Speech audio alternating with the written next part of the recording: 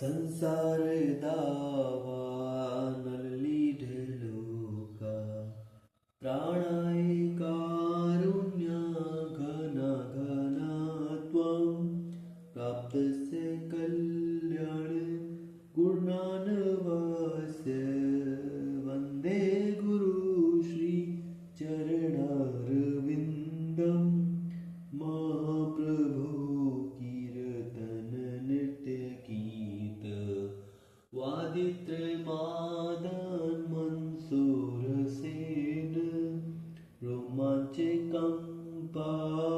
शुद्धतनभाजो वन्दे गुरु श्री चरणारविन्दं श्रीविग्रहराधाना नित्यनाना शृङ्गारतन मंदिर माजनादो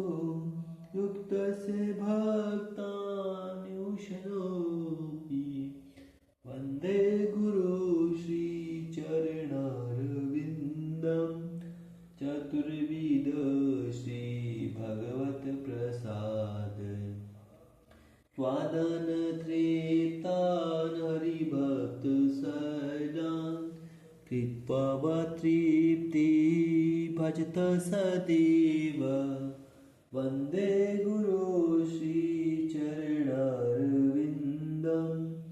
श्रीराधिका माधवयोर्पार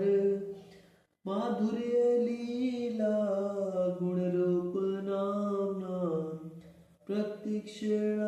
प्रत्यक्षास्वादन लोलुपस्य वन्दे गुरु श्री चरणारविन्दं निकुञ्जयूनो रतिकेलिसीद्य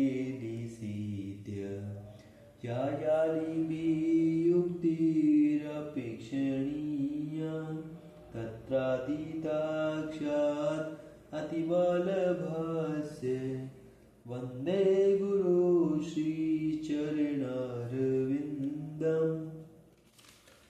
साक्षात् धारित्वेन समस्त शास्त्रे उक्त सत